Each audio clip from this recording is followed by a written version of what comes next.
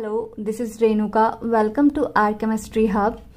इस वीडियो में हम लोग एक नया टॉपिक स्टार्ट करने वाले हैं, charge by mass ratio of electron. तो there's a story behind this topic. एक बार जब इलेक्ट्रॉन का डिस्कवरी हो चुका था, तब कुछ लोग जे थॉमसन से मिलने आए और तब कुछ लोग जे थॉमसन के एक्सपेरिमेंट को देखने आए, समझने आए। तो उस समय जब जे थॉमसन अपना एक्सपेरिमेंट उन लोगों को एक्सप्लेन कर रहे थे, तो उसके बाद उन लोगों के दिमाग में कुछ क्वेश्चंस आया। तो पहला क्वेश्चन था उन लोगों का, अगर इस डिस्चार्ज ट्यूब से जो रेज निकल रहा है, उस रेज में अगर सच में कोई चार्ज पार्टिकल है तो उस पार्टिकल के ऊपर कितना चार्ज है। पहला क्वेश्चन तो ये था। फिर दूसरा क्वेश्चन था,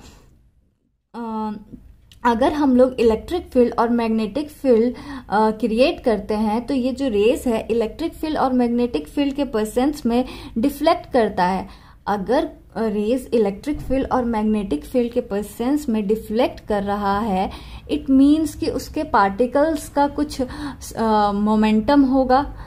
मोमेंटम डिस्क्राइब करता है किसी भी ऑब्जेक्ट के जिसके पास मास है उसके मोशन को। तो जे थॉमसन बोले हाँ भाई, मोमेंटम तो है। तो उन लोगों का फिर से क्वेश्चन था, अगर मोमेंटम है तो इट मीन्स कि मास भी होगा।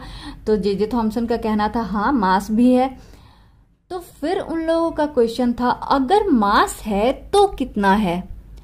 तो यहाँ उन लोगों का दो क्वेश्चन था कि अगर पार्टिकल चार्ज्ड है तो कितना चार्ज है उस पार्टिकल पे, और अगर इस पार्टिकल का कुछ मास है तो कितना मास है। तो फिर जे थॉमसन को भी लगा हाँ भाई, सामने वाला जो क्वेश्चन कर रहा है वो क्वेश्चन तो बिल्कुल सही है। अगर चार्ज है तो कितना है और मास है तो कितना है। तो फिर क्या हुआ, जे थॉमसन अपने सारे कैथोड रे ट्यूब एक्सपेरिमेंट को फिर से स्टडी करने लगे और स्टडी करने के बाद इस एक्सपेरिमेंट में कुछ मॉडिफिकेशन किया गया। इस ट्यूब का जो शेप है उसको चेंज कर दिया गया। तो यहाँ मॉडिफिकेशन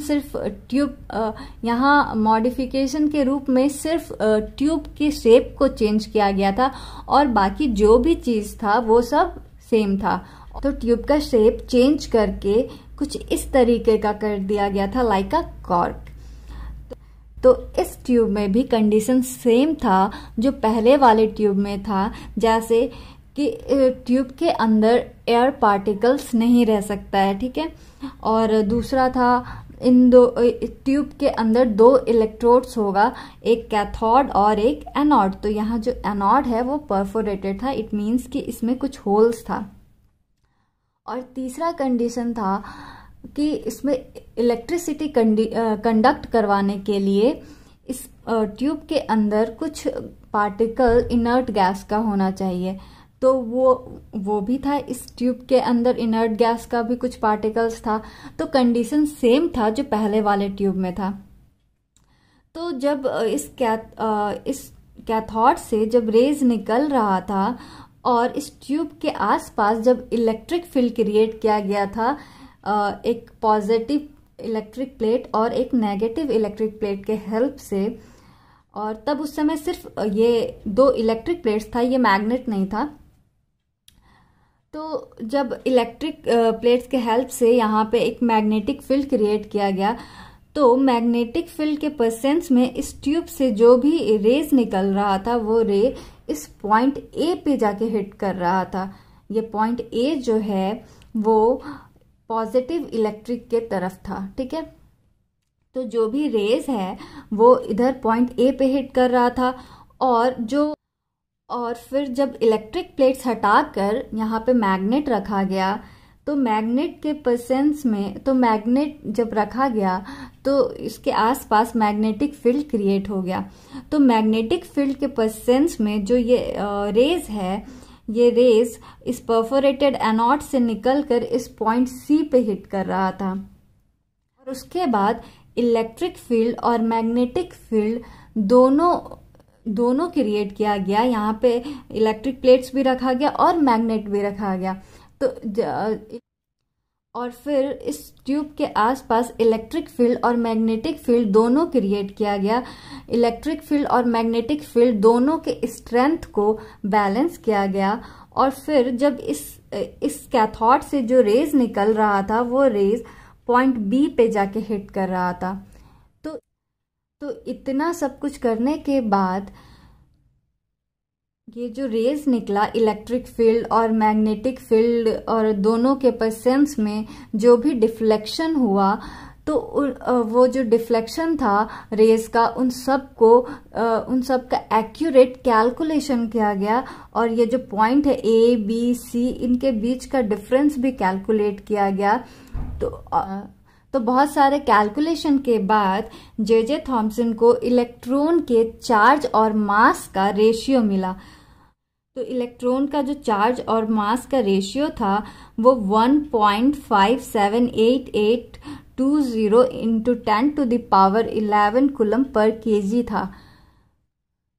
ये जो कैलकुलेशन है ये बहुत ही ज़्यादा लेंदी है, तो इसलिए इस कैलकुलेशन को ना तो एनसीईआरटी बुक में ना तो ये कैलकुलेशन एनसीईआरटी बुक में दिया गया है, ना किसी रेफरेंस बुक में।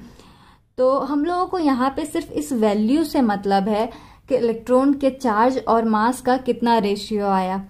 तो इतना सब कुछ करने के बाद जब जे थॉम्सन को इलेक्ट्रॉन के चार्ज और मास का रेशियो मिला, तब फिर जे थॉम्सन उन लोगों को फिर से अपने एक्सपेरिमेंट को देखने के लिए बुलाएं। और फिर जब जे थॉम्सन उन लोगों को अपना एक्सपेरिमेंट एक्सप्लेन कर रहे थे और जब बताया कि इतना सब कुछ करने के बाद इलेक्ट्रॉन के चार्ज और मास का रेशियो मिला, तब सामने से फिर उन लोगों का कहना था, हम लोगों का क्वेश्चन ये नहीं था कि इलेक्ट्रॉन का जो चार्ज है और उसके मास का रेशियो कितना होगा। हम लोगों का क्वेश्चन ये था कि अगर इलेक्ट्रॉन है और उसके ऊपर चार्ज है तो उसका कितना चार्ज होगा उस पे, और अगर मास है तो कितना मास होगा। हम लोगों को इलेक्ट्रॉन के ऊपर कितना चार्ज है और कितना मास है ये जानना था। तो फिर उसके बाद जे थॉम्सन फिर से खूब सारा स्टडी करने लगे, पर जे थॉम्सन को सक्सेस नहीं मिला। और फिर जे थॉम्सन इस चीज़ पे काम करना बंद कर दिए। और फिर उसके बाद एक नया एक्सपेरिमेंट आया, मिल्कन ऑयल ड्रॉप। तो उसके हेल्प से हम लोगों को इलेक्ट्रॉन के ऊपर कितना चार्ज होता है ये पता चला। तो ये मिल्कन ऑयल ड्रॉप एक्सपेरिमेंट ये हम लोग नेक्स्ट वीडियो में पढ़ेंगे। इस वीडियो में बस इतना ही। Thank you for watching this video.